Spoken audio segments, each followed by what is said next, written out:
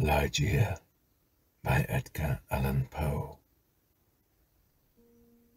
And the will therein lieth which dieth not.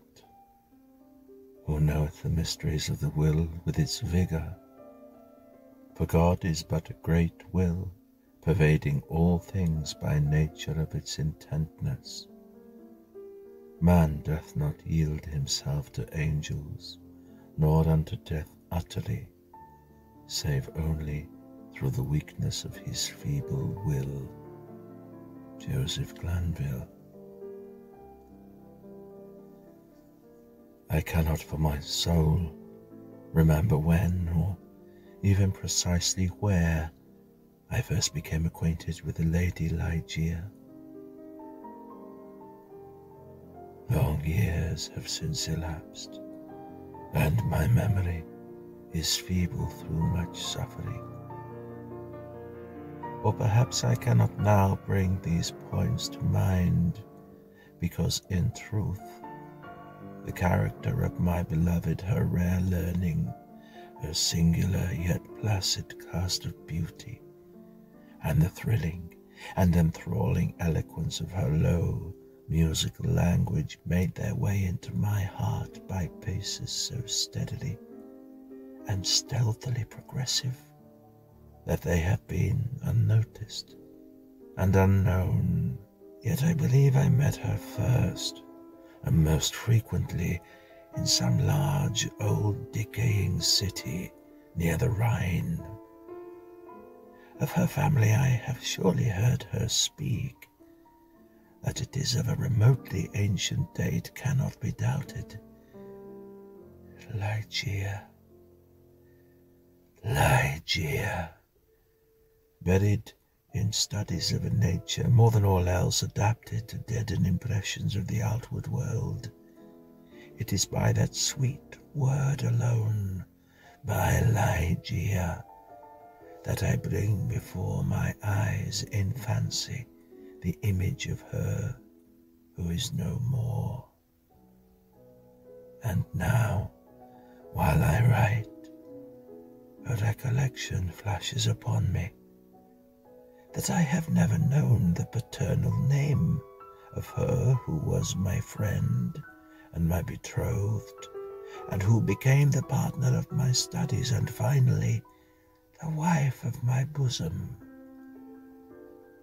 Was it a playful charge on the part of my Ligeia, or was it a test of my strength of affection that I should institute no inquiries upon this point? Or was it rather a caprice of my own, a wildly romantic offering on the shrine of the most passionate devotion? But I indistinctly recall the fact itself. What wonder that I have utterly forgotten the circumstances which originated or attended it. And indeed, if ever that spirit which is entitled romance, if ever she, the wan and misty-winged Ashtophet of Egypt, presided, as they tell, over marriages ill-omened, then most surely she presided over mine. There is one dear topic, however, on which my memory fails me not. It is the person of Ligeia. In stature she was tall, somewhat slender, and in her latter days even emaciated. I would in vain attempt to portray her majesty, the quiet ease of her demeanour, or the incomprehensible lightness and elasticity of her footfall. She came and departed as a shadow. I was never made aware of her entrance into my closed study, save by the dear music of her low, sweet voice as she placed her marble hand upon my shoulder. In beauty of face, no maiden ever equalled her. It was the radiance of an opium dream, an airy and spirit-lifting vision more wildly divine than the fantasies which hovered about the slumbering souls of the daughters of Delos. Yet her features were not of that regular mould which we would have falsely been taught to worship in the classical labours of the heathen. There is no exquisite beauty, says Bacon Lord Verulam, without some strangeness in the proportion. Yet, although I saw that the features of Ligeia were not of a classic regularity, although I perceived that her loveliness was indeed exquisite, and felt that there was much of strangeness pervading it, yet I have tried in vain to detect the irregularity, and to trace home my own perception of the strange. I examined the contour of the lofty and pale forehead. It was faultless. How cold indeed that word when applied to a majesty so divine! The skin rivaling the purest ivory, the commanding extent and repose, the gentle prominence of the regions above the temples, and then the raven black, the glossy, the luxuriant, and naturally curling tresses, setting forth the full force of the Homeric epithet hyacinth. I looked at the delicate outlines of the nose, and nowhere but in the graceful medallions of the Hebrews had I beheld a similar perfection. There were the same luxurious smoothness of surface, the same scarcely perceptible tendency to the aquiline, the same harmoniously curved nostrils, speaking the free spirit. I regarded the sweet mouth. Here was indeed the triumph of all things heavenly, the magnificent turn of the short upper lip, the soft voluptuous slumber of the under, the dimples which sported, and the colour which spoke, the teeth glancing back with a brilliancy almost startling, every ray of the holy light which fell upon them in her serene and placid, yet most exultingly radiant of smiles. I scrutinized the formation of the chin, and here too I found the gentleness of breadth and softness, and the majesty, the fullness and spirituality of the Greek, the contour which the god Apollo revealed in a dream to Cleomenes, the son of the Athenian. And then I peered into the large eyes of Ligeia. For eyes, we have no models in the remotely antique. It must have been, too, that in these eyes of my beloved lay the secret to which Lord Verulam alludes. They were, I must believe, far larger than the ordinary eyes of our own race. They were even fuller than the fullest of the gazelle eyes of the tribe of the valley of Nourjahad.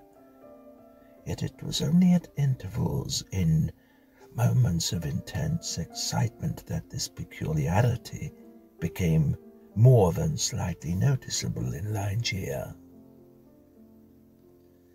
And at such moments was her beauty, in my heated fancy, thus it appeared, perhaps, the beauty of beings either above or apart from the earth. The beauty of the fabulous Houri of the Turk, the hue of the orbs was most brilliant, of black, and far over them hung jetty lashes of great length. The brows, slightly irregular in outline, had the same tint. The strangeness, however, which I found in the eyes was of a nature distinct from the formation or the colour or the brilliancy of the features, and must, after all, be referred to the expression. Word of no meaning, behind whose vast latitude of mere sound we entrench our ignorance so much of the spiritual, the expression of the eyes of Ligeia. How for long hours I have pondered upon it. How have I, through the whole of the midsummer night, struggled to fathom it? What was it? That something more profound than the well of Democritus, which lay far within the pupils of my beloved. What was it? I was possessed with a passion to discover. Those eyes, those large, those shining, those divine orbs, they became to me twin stars of Leda, and I to them the devoutest of astrologers. There is no point among the many incomprehensible anomalies of the science of mind more thrillingly exciting than the fact, never, I believe, noticed in the schools, that in our endeavors to recall to memory something long forgotten, we often find ourselves upon the very verge of remembrance without being able in the end to remember. And thus, how frequently in my intense scrutiny of Ligeia's eyes have I felt approaching the full knowledge of their expression, felt it approaching, yet not quite be mine, and so at length entirely depart. And strange, oh strangest mystery of all, I found in the commonest objects of the universe a circle of analogies to that expression. I mean to say that, subsequently to the period when Ligeia's beauty passed into my spirit, there dwelling as in a shrine, I derived from many existences in the material world a sentiment such as I always felt aroused within me by her large and luminous orbs. Yet not the more could I define that sentiment, or analyze, or even steadily view it. I recognized it, let me repeat, sometimes in the survey of a rapidly growing vine, in the contemplation of a moth, a butterfly, a chrysalis, a stream of running water. I have felt it in the ocean, in the falling of a meteor. I have felt it in the glances of unusually aged people. And there are one or two stars in heaven, one especially, a star of the 6th magnitude, double and changeable, to be found near the large star in Lyra, in a telescopic scrutiny of which I have been made aware of the feeling. I have been filled with it by certain sounds from stringed instruments, and not unfrequently by passages from books.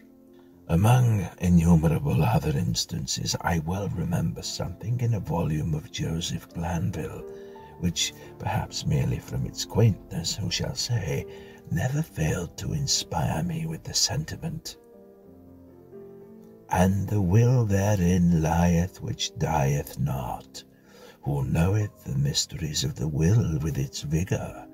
For God is but a great will, pervading all things by nature of its intentness. Man does not yield him to the angels, nor unto death utterly, save only through the weakness of his feeble will." Length of years and subsequent reflection have enabled me to trace, indeed, some remote connection between this passage in the English moralist and a portion of the character of Ligeia.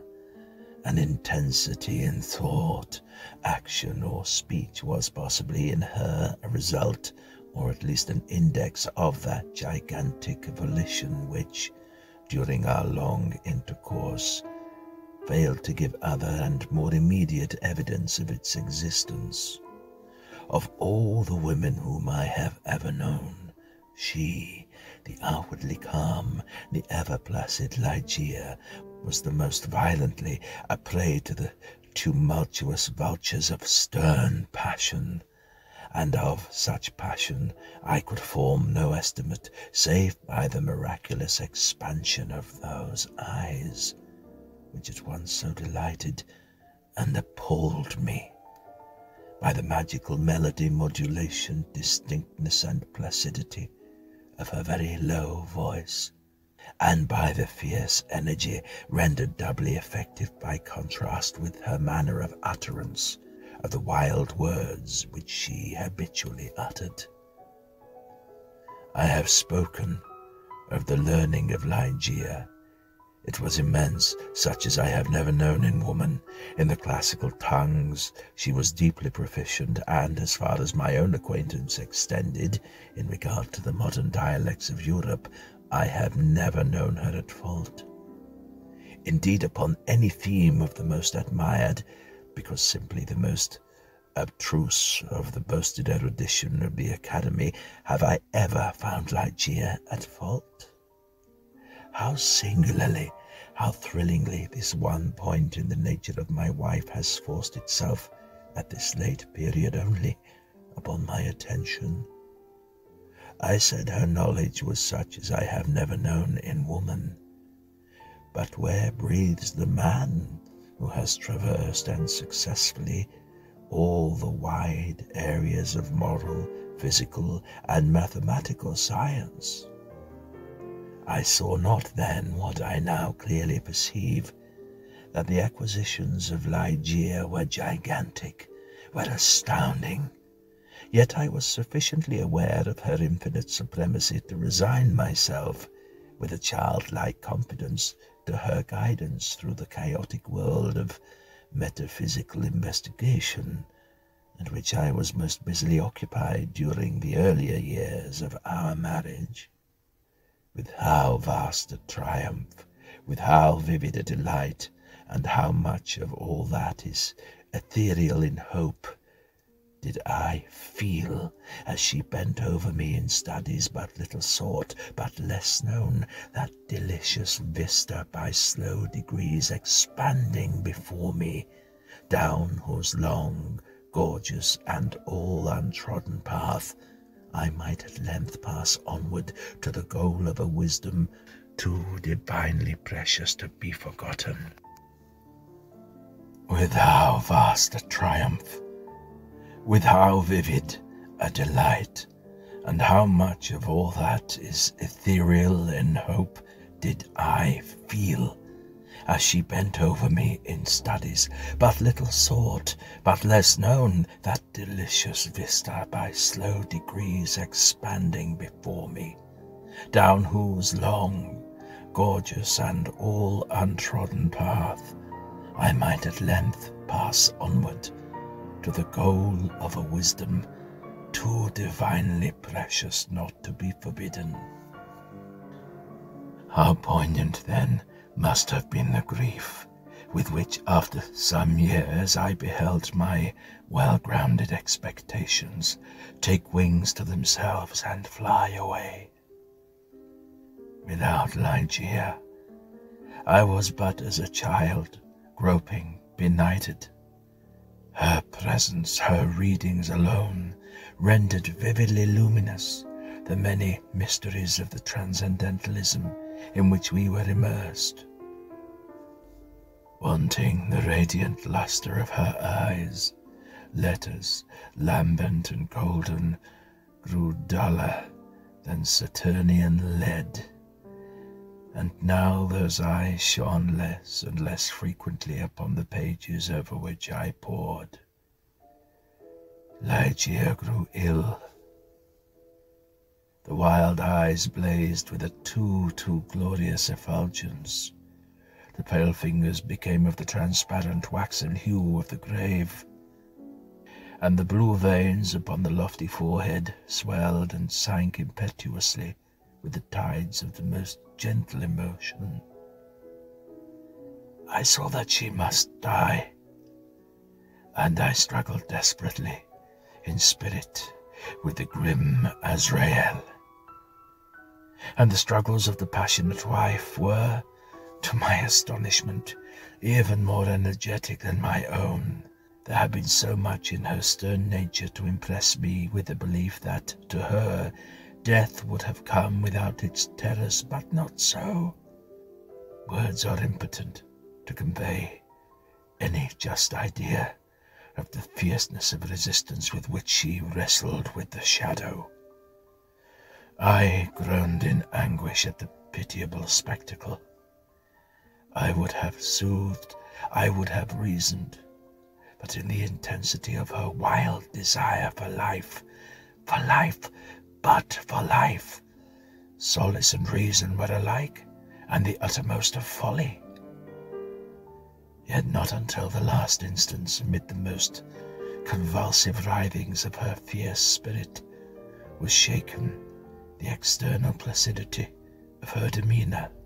Her voice grew more gentle, grew more low.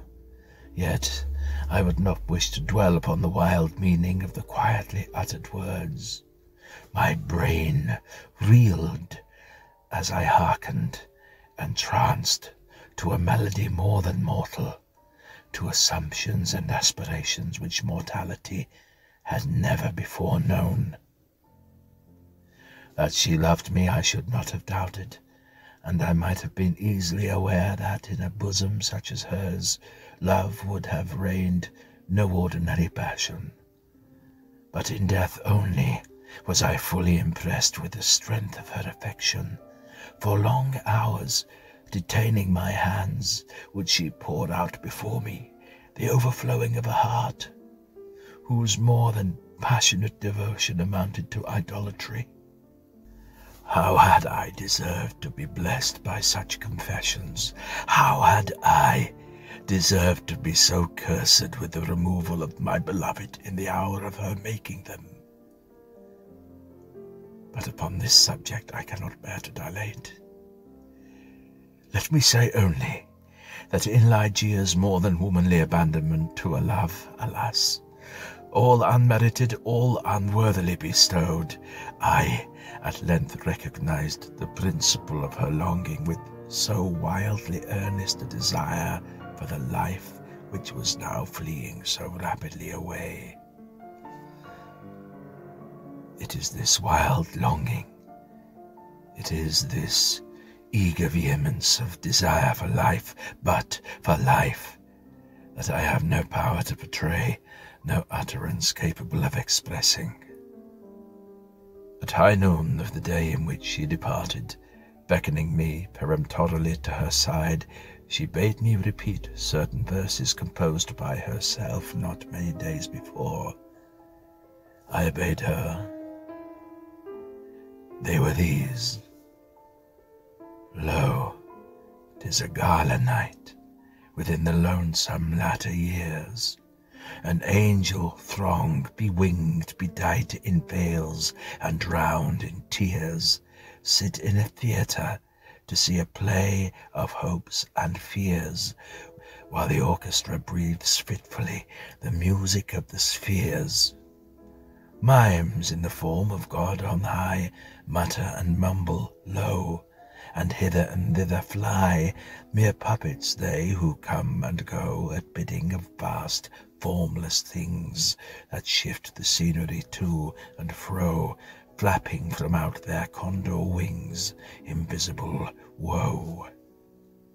That motley drama, oh, be sure it shall not be forgot, with its phantom chased forevermore by a crowd that sees it not, through a circle that ever returneth in to the self-same spot, and much of madness, and more of sin and horror the soul of the plot. But see, amid the mimic rout, a crawling shape intrude, a blood-red thing that writhes from out the scenic solitude. It writhes with mortal pangs, the mimes become its food, and the seraphs sob at vermin fangs in human gore imbued. Out are the lights, out all, and over each quivering form the curtain, a funeral pall, comes down with the rush of a storm, and the angels all pallid and wan, uprising, unveiling, affirm, the play is the tragedy, man, and its hero, the conqueror worm. "Oh God!" half-shrieked Ligeia, leaping to her feet and extending her arms aloft with a spasmodic movement as I made an end of these lines. "Oh God, Divine Father, shall these things be undeviatingly so? Shall this conqueror be not once conquered? Are we not part and parcel in thee? Who knoweth the mysteries of the will with its vigour? Man doth not yield him to the angels, nor unto death utterly, save only through the weakness of his feeble will." And now, as if exhausted with emotion, she suffered her white arms to fall, and returned solemnly to her bed of death. And as she breathed her last sighs, there came mingled with them a low murmur from her lips. I bent to them my ear, and distinguished again the concluding words of the passage in Glanville: "Man doth not yield him to the angels, nor unto death utterly, save only through the weakness of his feeble will." She died, and I, crushed into the very dust with sorrow, could no longer endure the lonely desolation of my dwelling in the dim and decaying city by the Rhine. I had no lack of what the world calls wealth. Ligeia had brought me far more.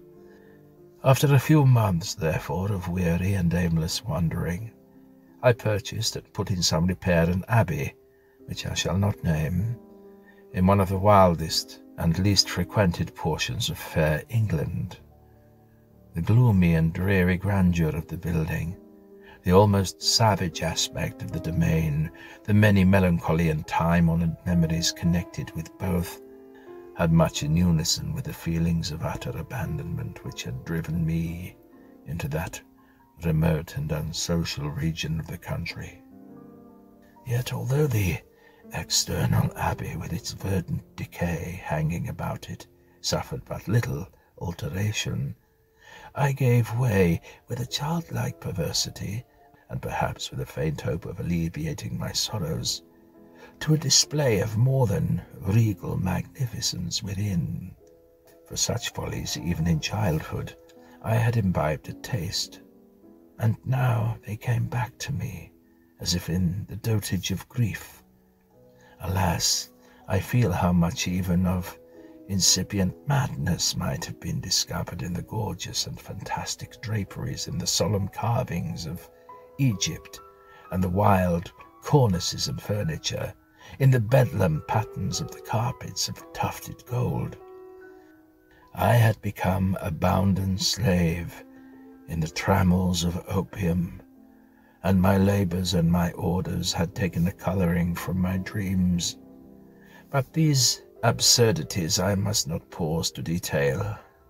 Let me speak only of that one chamber, ever accursed, whither, in a moment of mental alienation, I led from the altar as my bride, and the successor of the unforgotten Ligeia, the fair-haired and blue-eyed lady Rowena Trevanion of Tremaine.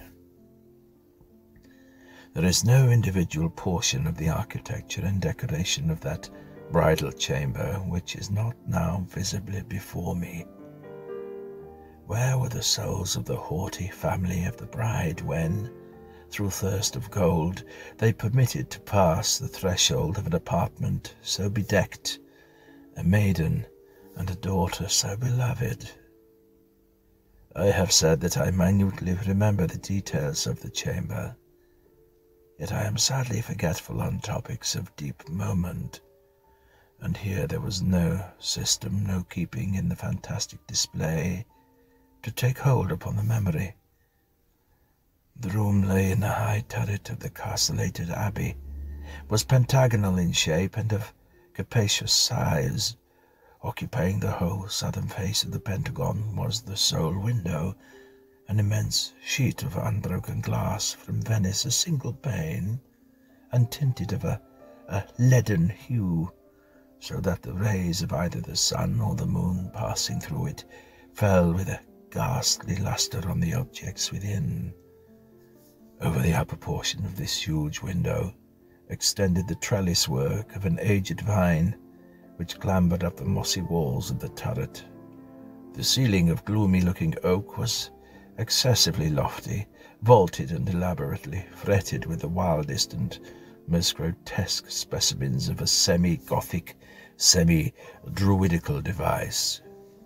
From out the most central recess of this melancholy vaulting, depending by a single chain of gold with long links, a huge censer of the same metal, Saracenic in pattern, and with many perforations so contrived that there writhed in and out of them, as if endued with a serpent vitality, a continual succession of party-coloured fires.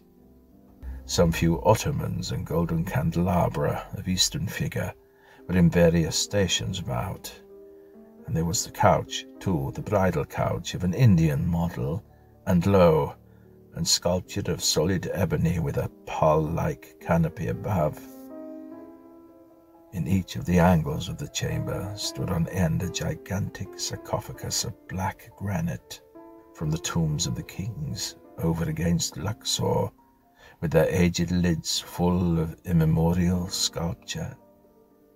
But in the draping of the apartment lay, alas, the chief fantasy of all. The lofty walls, gigantic in height, even unproportionably so, were hung from summit to foot in vast folds with a heavy and massive-looking tapestry of a material which was found alike as a carpet on the floor, as a covering for the ottomans and the ebony bed, as a canopy for the bed, and as the gorgeous volutes of the curtains which partially shaded the window. The material was the richest cloth of gold. It was spotted all over at irregular intervals with arabesque figures, about a foot in diameter, and wrought upon the cloth in patterns of the most jetty black. But these characters partook of the true character of the arabesque only when regarded from a single point of view. By a contrivance now common, and indeed traceable to a very remote period of antiquity, they were made changeable in aspect. To one entering the room, they bore the appearance of simple monstrosities, but upon a farther advance, this appearance gradually departed, and step by step, as the visitor moved his station in the chamber, he saw himself surrounded by an endless succession of the ghastly forms which belong to the superstition of the Norman, or arise in the guilty slumbers of the monk. The phantasmagoric effect was vastly heightened by the artificial introduction of a strong, continual current of wind behind the draperies, giving a hideous and uneasy animation to the whole. In halls such as these, in a bridal chamber such as this, I passed with the Lady of Tremaine the unhallowed hours of the first month of our marriage, passed them with but little disquietude, that my wife dreaded, the fierce moodiness of my temper, that she shunned me, and loved me but little, I could not help perceiving, but it gave me rather pleasure than otherwise. I loathed her with a hatred belonging more to demon than to man. My memory flew back, oh, but with what intensity of regret, to Ligeia, the beloved, the august, the beautiful, the entombed. I revelled in recollections of her purity, of her wisdom, of her lofty, her ethereal nature, of her passionate, her idolatrous love. Now then did my spirit fully and freely burn with more than all the fires of her own, in the excitement of my opium dreams, for I was habitually fettered in the shackles of the drug. I would call aloud her name during the silence of the night, or among the sheltered recesses of the glens by the day, as if through the wild eagerness, the solemn passion, the consuming ardor of my longing for the departed, I could restore her to the pathway she had abandoned. Could it be forever? Upon the earth. About the commencement of the second month of the marriage, the Lady Rowena was attacked with sudden illness from which her recovery was slow. The fever which consumed her rendered her nights uneasy, and in the perturbed state of half-slumber, she spoke of sounds and of motions in and about the chamber at the turret, which I concluded had no origin save in the distemper of her fancy, or perhaps in the phantasmagoric influences of the chamber itself. She became at length convalescent, finally, well. Yet but a brief period elapsed ere a second, more violent disorder threw her upon a bed of suffering, and from this attack her frame, at all times feeble, never altogether recovered. Her illnesses were after this epoch of alarming character, and of more alarming recurrence, defying alike the knowledge and the great exertions of her physicians. With the increase in the chronic disease which had thus apparently taken too sure hold upon her constitution to be eradicated by human means, I could not fail to observe a similar increase in the nervous irritation of her temperament and in her excitability by trivial causes of fear. She spoke again, and now more frequently and pertinaciously of the sounds, of the slight sounds and of the unusual motions upon the tapestries to which she had formerly alluded. One night, near the closing in of September, she pressed this distressing subject with more than usual emphasis upon my attention. She had just awakened from an unquiet slumber, and I had been watching, with feelings half of anxiety, half of vague terror, the workings of her emaciated countenance. I sat by the side of her ebony bed. Upon one of the ottomans of India, she partly arose, and spoke in an earnest low whisper of sounds which she then heard, but which I could not hear, of motions which she then saw, but which I could not perceive. The wind was rushing hurriedly behind the tapestries, and I wished to show her what, let me confess it, I could not or believe, that those almost inarticulate breathings and those very gentle variations on the figures upon the wall were but the natural effects of that customary rushing of the wind. But a deadly pallor overspreading her face had proved to me that my exertions to reassure her would be fruitless. She appeared to be fainting, and no attendants were within call. I remember where there was deposited a decanter of light wine, which had been ordered by her physicians, and hastened across the chamber to procure it. But as I stepped beneath the light of the censer, two circumstances of a startling nature caught my attention. I had felt that some palpable, although invisible object had passed lightly by my person, and I saw that there lay upon the golden carpet in the very middle of the rich lustre thrown from the censer a shadow, a faint, indefinite shadow of angelic aspect, such as might be fancied for the shadow of a shade. But I was wild with the excitement of an immoderate dose of opium, and heeded these things but little, nor spoke of them to Rowena. Having found the wine, I recrossed the chamber, and poured out a gobletful which I held to the lips of the fainting lady. She had now partially recovered, and took the vessel herself, while I sank upon an ottoman near me, with my eyes fastened upon her apron. It was then that I became distinctly aware of a gentle footfall upon the carpet, and near the couch, and in a second thereafter, as Rowena was in the act of raising the wine to her lips, I saw, or may have dreamed that I saw, fall within the goblet as if from some invisible spring in the atmosphere of the room. 3 or 4 large drops of a brilliant and ruby-coloured fluid. If this I saw, not so Rowena. She swallowed the wine unhesitatingly, and I forbore to speak to her of a circumstance which must, after all I considered, have been but the suggestion of a vivid imagination, rendered morbidly active by the terror of the lady, by the opium, and by the hour.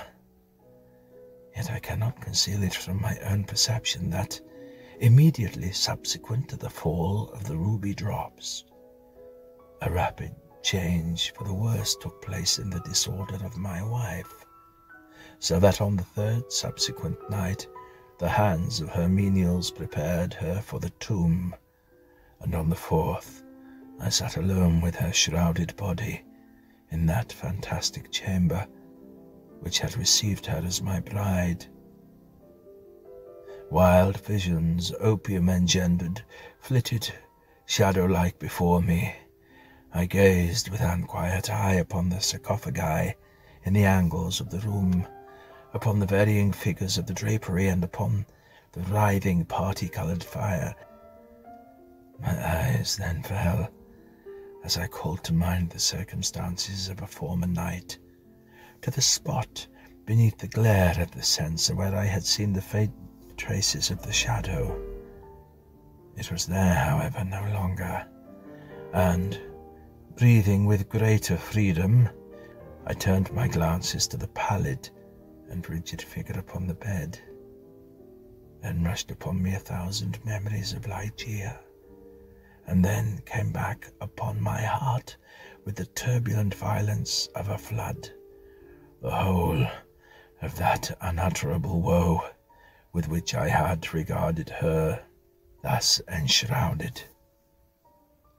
The night waned, and still with a bosom full of bitter thoughts of the one and only supremely beloved, I remained gazing upon the body of Rowena. It might have been midnight, or perhaps earlier or later, for I had taken no note of time, when a sob, low, gentle, but very distinct, startled me from my reverie. I felt that it came from the bed of ebony, the bed of death. I listened in an agony of superstitious terror, but there was no repetition of the sound. I strained my vision to detect any motion in the corpse, but there was not the slightest perceptible. Yet I could not have been deceived. I had heard the noise, however faint, and my soul was awakened within me. I resolutely and perseveringly kept my attention riveted upon the body. Many minutes elapsed before any circumstance occurred tending to throw light upon the mystery. At length it became evident that a slight, very feeble and barely noticeable tinge of colour had flushed up within the cheeks, and along the sunken small veins of the eyelids. Through a species of unutterable horror and awe, for which the language of mortality has no sufficient energetic expression, I felt my heart begin to beat. My limbs grow rigid where I sat, yet a sense of duty finally operated to restore my self-possession. I could no longer doubt that we had been precipitate in our preparations, that Rowena still lived. It was necessary that some immediate exertion be made, yet the turret was altogether apart from the portion of the abbey tenanted by the servants. There were none within call. I had no means of summoning them to my aid, without leaving the room for many minutes, and this I could not venture to do. I therefore struggled alone in my endeavours to call back the spirit still hovering. In a short period, it was certain, however, that a relapse had taken place. The colour disappeared from both eyelids and cheek, leaving a oneness even more than that of marble. The lips became doubly shrivelled and pinched up in the ghastly expression of death, A repulsive clamminess and coldness overspread rapidly the surface of the body, and all the usual rigorous stiffness immediately supervened. I fell back with a shudder upon the couch from which I had been so startlingly aroused, and again gave myself up to passionately waking visions of Ligeia. An hour thus elapsed when, could it be possible, I was a second time aware of some vague sound issuing from the region of the bed. I listened in an extremity of horror. The sound came again. It was a sigh. Rushing to the corpse, I distinctly saw a tremor upon the lips. In a minute afterwards they relaxed, disclosing a bright line of the pearly teeth. Amazement now struggled in my bosom with the profound awe which had hitherto reigned there alone. I felt that my visions grew dim, and that my reason wandered, and it was only by a violent effort that I at length succeeded in nerving myself to the task which duty thus once more had pointed out. There was now a partial glow upon the forehead, and upon the cheek and throat. A perceptible warmth pervaded the whole frame. There was even a slight pulsation at the heart. The lady lived, and with redoubled ardour I betook myself to the task of restoration. I chafed and bathed the temple and the hands, and used every exertion which experience and no little medical reading could suggest. But in vain. Suddenly the colour fled, and the pulsation ceased. The lips resumed the expression of the dead, and in an instant afterward the whole body took upon itself the icy chilliness, the livid hue, the intense rigidity, the sunken outline, and all the loathsome peculiarities of that which has been for many days a tenant of the tomb. And again I sunk into visions of Ligeia, and again, what marvel that I shudder while I write, again there reached my ears a low sob from the region of the ebony bed. But why shall I minutely detail the unspeakable horrors of that night? Why shall I pause to relate how, time after time, until near the period of the grey dawn, this hideous drama of revivification was repeated, how each terrific relapse was only into a sterner and apparently more irredeemable death, how each agony wore the aspect of a struggle with some invisible foe, and how each struggle was succeeded by, I know not what, of wild change in the personal appearance of the corpse. Let me hurry to a conclusion. The greater part of the fearful night had worn away, and she who had been dead once again stirred, and now more vigorously than hitherto, although arousing from a dissolution more appalling in its utter hopelessness than any. I had long ceased to struggle or to move, and remained sitting rigidly upon the ottoman, a helpless prey to a whirl of violent emotions, of which extreme awe was perhaps the least terrible, the least consuming. The corpse, I repeat, stirred, and now, more vigorously than before, the hues of life flushed up with unwonted energy into the countenance. The limbs relaxed, and save that the eyelids were yet pressed heavily together, and yet the bandages and draperies of the grave still imparted their charnel character to the figure, I might have dreamed that Rowena had indeed shaken off utterly the fetters of death. But if this idea was not, even then, altogether adopted, I could at least doubt no longer, when arising from the bed, tottering with feeble steps, with closed eyes, and with the manner of one bewildered in a dream, the thing that was enshrouded, advanced boldly and palpably into the middle of the apartment. I trembled not, I stirred not, for a crowd of unutterable fancies connected with the air, the stature, the demeanour of the figure, rushing hurriedly through my brain, had paralyzed, had chilled me into stone. I stirred not, but gazed upon the apparition. There was a mad disorder in my thoughts, a tumult unappeasable. Could it indeed be the living Rowena who confronted me? Could it indeed be Rowena at all, the fair-haired, blue-eyed Lady Rowena, Trevanion of Tremaine? Why should I doubt it? The bandage lay heavily about the mouth, but then might it not be the mouth of the breathing Lady of Tremaine? And the cheeks. There were the roses as in her noon of life. Yes, these might indeed be the fair cheeks of the living Lady of Tremaine.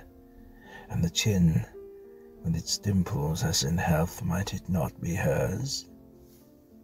But had she then grown taller since her malady?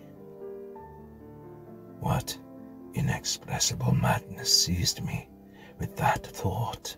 One bound, and I had reached her feet. Shrinking back from my touch, she let fall from her head, unloosened the ghastly sediments which had confined it, and there streamed forth into the rushing atmosphere of the chamber huge masses of long and dishevelled hair. It was blacker than the raven wings of midnight, and now slowly opened the eyes of the figure which stood before me. "Here, then, at least," I shrieked aloud. Can I never be mistaken? These are the full and the black and the wild eyes of my lost love, of the lady Ligeia.